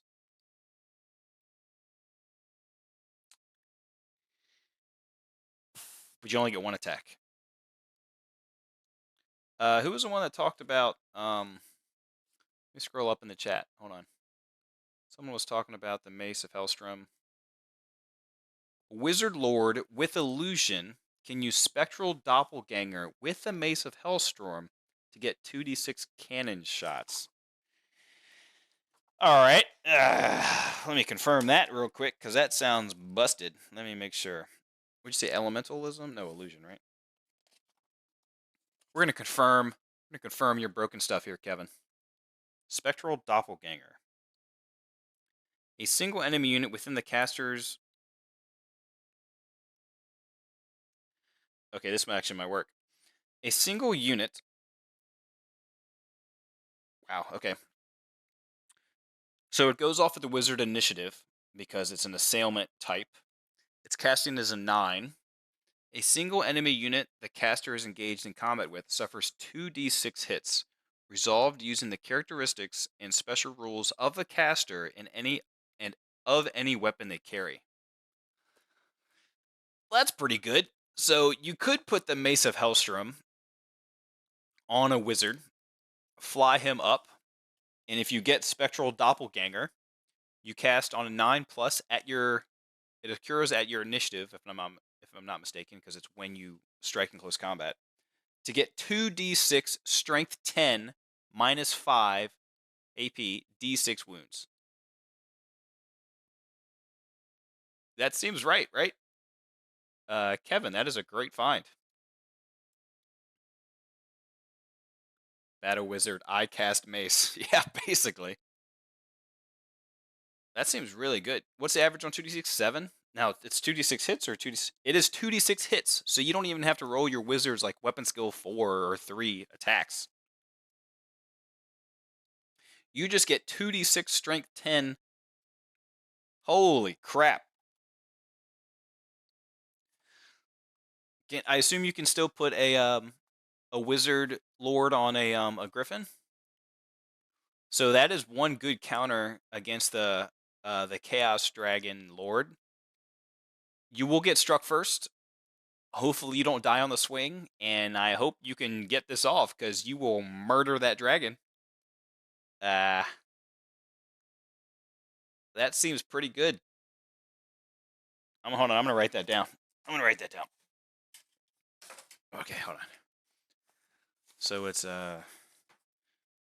Mace Hellstrom 10 minus 5 Any armor bane? No. Just D6 wounds. An illusion. Yeah, that's a good one, man. What was it called? Doppelganger, right? Doppelganger? Something doppelganger. And if you're level 4, that'll be pretty easy to cast. You only need a 5 on 2 dice. Marshall, I'm just writing it down for testing. Okay, it's just for testing. Just for testing. Okay. That's pretty good. Okay. Sword of Justice. At your strength, 50 points, -1 AP, multiple wounds 2. I have a question. Before I continue on here. Yes, I'm looking for more armor bane. Duh. So it gives you multiple wounds D6, but what if you also have? What if you're with the Witch Hunter? Or no, sorry, it's the Warrior Priest of Ulrich, and you have, he does the prayer, which is armor bane, or sorry, multiple wounds 2. So if you have multiple wounds 2 and multiple wounds D6, how does that work? I don't know. We're gonna pass that. Sword of Justice, 50 points at your strength, -1 AP, armor bane 1, multiple wounds 2. You may re-roll fails to wound. If they didn't have this, obviously it wouldn't be worth it because that's above is basically it's way too much for 50. But re-rolling to wound, and you're only strength 4, that's pretty good doing multiple wounds. Only -1 AP isn't great. I'd rather you lose, obviously, the armor bane 1 and be AP 2. That'd be much worth it, or much more worth it. But maybe that'd be too strong.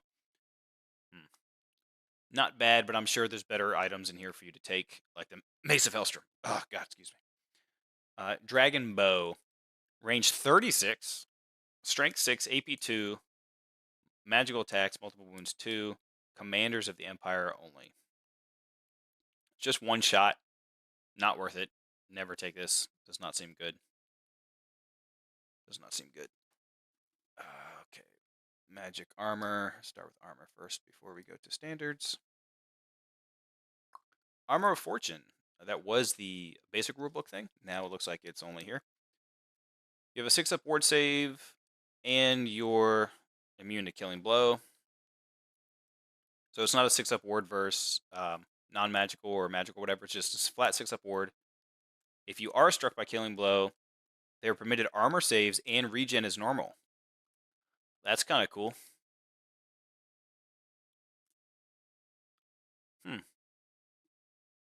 I kind of like that.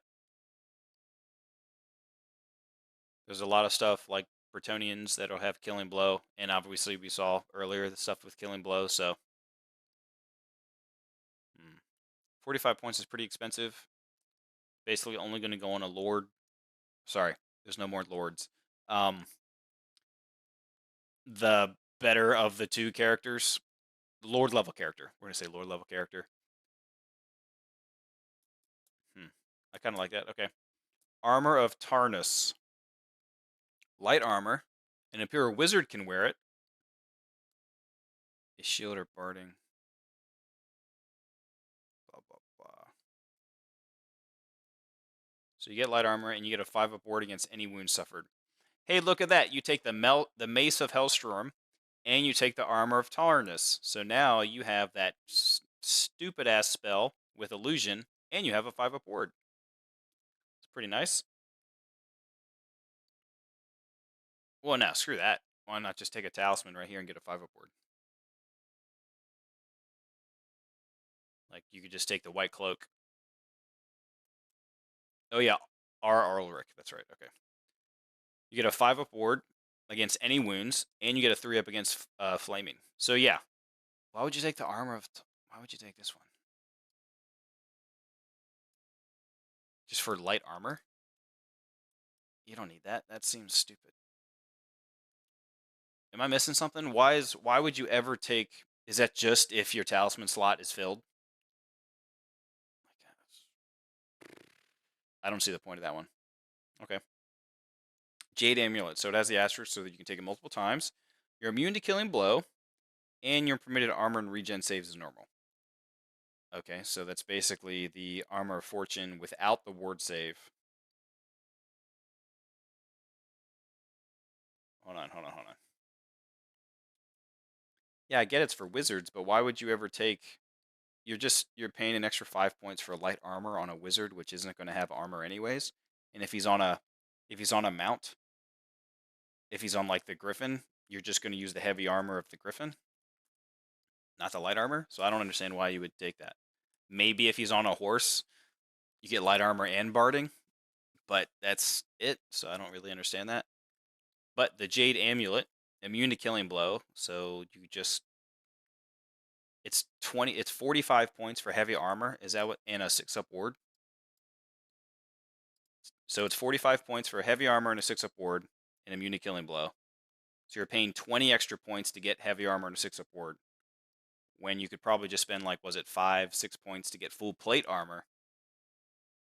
And then, okay, so just like in WoP, if you can't take a shield, you can't take a magic armor that's a shield. If you can't wear full plate or heavy armor, then you can't take a magic item that is full plate or magic or heavy armor. You have to be able to be equipped with that to be able to buy that magic item.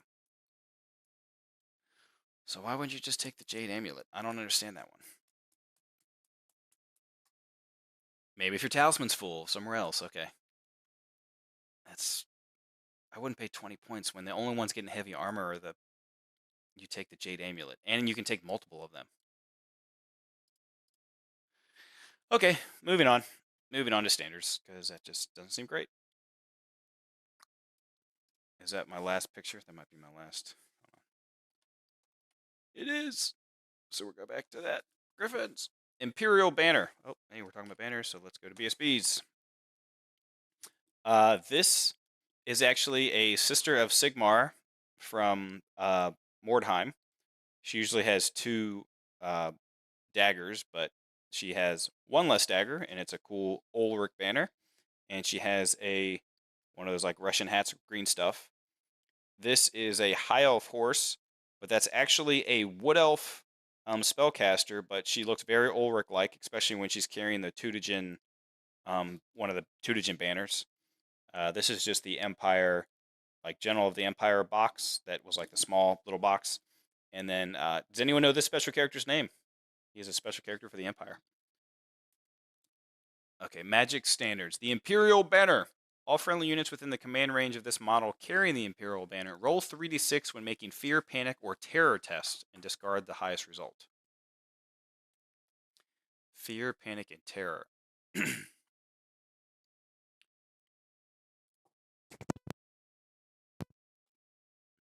Yes, correct, Nicholas. It is Ludwig. I don't know if that's worth it. 60 points? Panic or terror? Not great. When I think you can just use your War Altars thing or hold the line from one of your other generals, and their command range just lets you re-roll it. What's better, actually? 3d6, discard the highest, or re-roll? Mathematically, does anyone know? Griffin Standard. This used to be a good one. Let's see. Unit carrying the Griffin Standard could claim a rank bonus of +2 for each rank behind the first, instead of rather just the +1. So that means a regular infantry unit that can only get +2, with the Griffin Standard, they could get +4. That's pretty good. And if you're a Horde unit, instead of getting maximum +3, you could get up to 6. That's pretty strong too. I don't know what can take Griffin Standard's only 50 points, so I think most of your like Greatswords could easily take a Griffin Standard. The Gleaming Pendant. Oh, that's not. It's just for them now. Single use. They reroll a single failed leadership test. Note that a break test is not a leadership test. So remember how the Warrior Priest, if you wanted a Warrior Priest with a reroll of a leadership test, you could have one with the Gleaming Pendant, so you can reroll the first failed one, and then your other unit can be a veteran unit, so then they think they can just reroll all the time.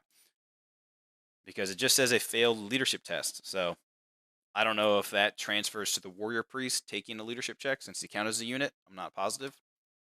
I have to check that. And Banner of Duty may reroll failed rally tests.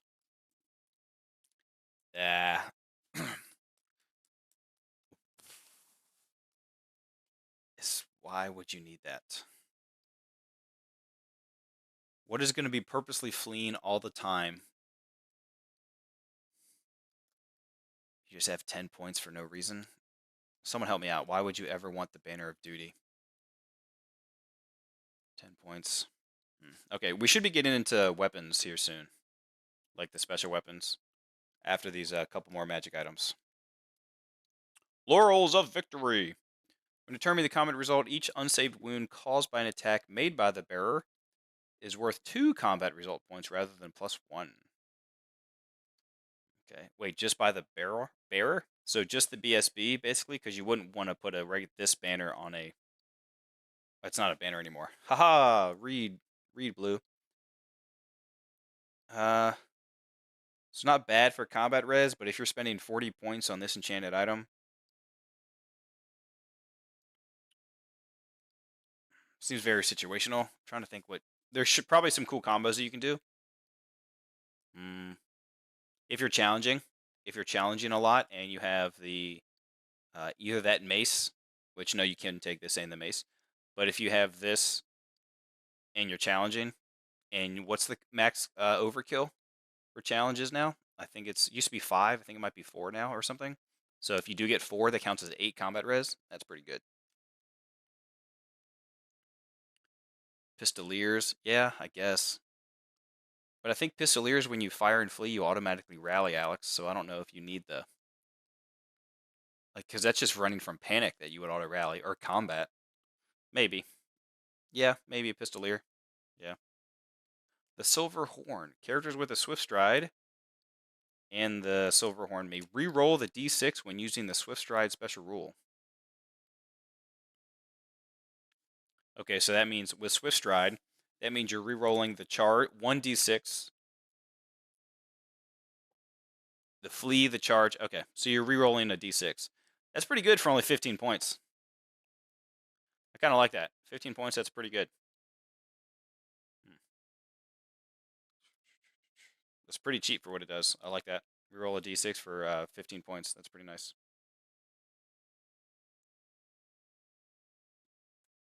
Shroud of Iron. The Bearer of the Shroud of Iron, they have a 6-up ward against non-magical templates. So that's basically like the Iron Curse icon, which is Shroud of Iron, Iron Curse icon. Non-magical template. Not great. The Book of Ashur. Whoa, really? Was this Empire back in the day? Oh, no, that was just the main rulebook. That was a main rulebook one. 85 points. The bearer of the book increases their dispel range by 3 inches. Not huge. And unless they roll natural ones, they may apply +1 to their cast or dispel. That's pretty good.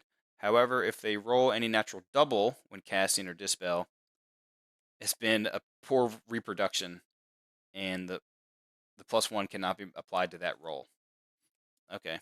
So 85 points to get +1 to cast. If you roll doubles, it doesn't count. Sorry, +1 to cast or dispel.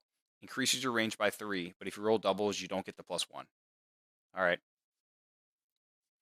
Wizard's Familiar. I don't know if it's worth 85 points. Seems very pricey. Wizard's Familiar, 35 points. 1 per wizard. They may apply +1 to any of their dispel rolls. That's not bad. +1 to dispel. But if you have the War Altar nearby, because remember the War Altar, if your general's on there, it's an 18-inch bubble of -2. If it's not your general, it's just like a 12-inch bubble. That's still good. I don't know if if you're taking the War Altar, you don't need a Wizard's Familiar. My opinion. Because then you're investing too much in anti-magic. Wizard's Staff. +1 to their casting for Assailment or Magic Missile. Hey, so you have, what's it called? The Hellstrom, the Mace of Hellstrom, which is an Assailment spell from, sorry, you have the Doppelganger, which is the Assailment spell, but you have the Mace of Hellstrom weapon. So now you only need a 4 to cast the Doppelganger spell. That's pretty good. But what was the other magic item I saw that was really good with it? So here you go. So now you take the White Cloak and the Mace of Hellstrom, and Oh no, it's way too expensive. Never mind. All right, so those are the magic items. A coup. Why is no one talking about terror bombing? Veteran is literally about the only thing that allots for rerolls for terror checks in that expensive standard. I don't disagree. So when I'm going to be charging you with terror, a lot of people are going to be running, unless you just have like a big basic leadership, or they're ITP. It seems like there's a lot of stuff that's ITP right now. At least what has been reviewed, you know. Either you have, I've only, at least live, I've only gone through dwarves in Empire, but some of their stuff is ITP. A lot of the dwarves are just leadership 9, so but there's definitely going to be some terror bombs. I completely agree, especially when you take a demonology and one of the spells is just -2 leadership. Stuff's going to not be able to charge, and it's going to be fleeing all day. Okay, weapons of the Empire. So these are a lot of the weapons that go on the engineers, and if you just want to upgrade, like I think, what was it? Even the steam tank engineer can take the repeater pistol, which is kind of cool for 8 points.